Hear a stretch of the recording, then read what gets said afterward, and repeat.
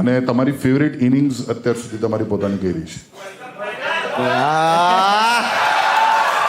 તમારી નહીં, બધાની રહી છે મારા ખ્યાલથી અહીંયા. તો એવી કોઈ ઇનસાઇડ વસ્તુ કહો ને, વર્લ્ડ કપ ફાઇનલ વખતે જે થઈ હતી, જે આપણને કોઈને અહીંયા ખબર ના હોય, એવી કોઈ વસ્તુ છે, એવી કોઈ નાની ઘટના?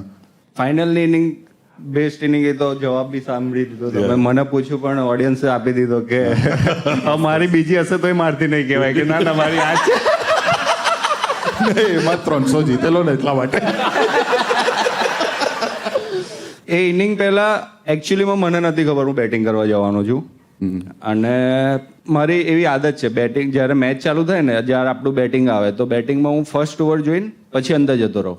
મારાથી મેચ ના જોવાય, કેમ કે કોઈક બીજો કેવું રમતો એનાથી આપણું પ્રેશર વધતું જાય કે સારું કંઈક થાય છે, શું થાય છે, આ થાય છે. એટલે હું એક ઓવર ખાલી જોઈ લઉં કે શું થાય છે, શું નહીં થતું, એ જોઈને હું પછી અંદર જતો રહું. અને હું જસ્ટ અંદર ગયો, વોશરૂમમાં હતો, એટલામાં સેકન્ડ ઓવરમાં રોહિતભાઈ આવ્યા. એટલે મેં કીધું શું થયું, સારું વિકેટ પડી તો રોહિતભાઈ આવ્યા, પરસો વરસો તો એ મોડું ધોતા હતા, અંદર આવ્યા. એટલામાં જ બીજા બોલર રિષભ આઉટ થયો. એટલે રોહિતભાઈએ મને કીધું કે ક્યાં હુઆ દેખ તો બાપુ.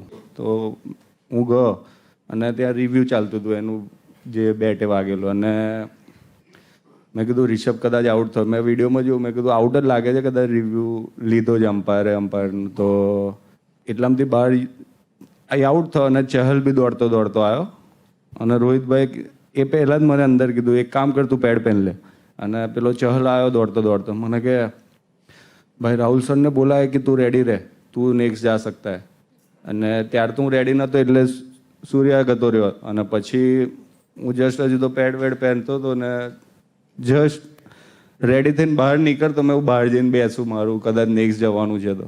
અને એટલામાં જ સૂર્ય આઉટ થયો. અને તો મને કે એ તો જસ્ટ આવતો હતો, હેલ્મેટ પહેરીને હજુ આવતો હતો ને, હજુ એવું ને એવું ચાલતો નીકળતો. એટલામાં હાર્દિક પાછળથી કહું ટેન્શન ના લે, તો કહે બિંદાસ રમજે, તને લાગે એ માર દેજે ને પછી રમજે કે શાંતિ.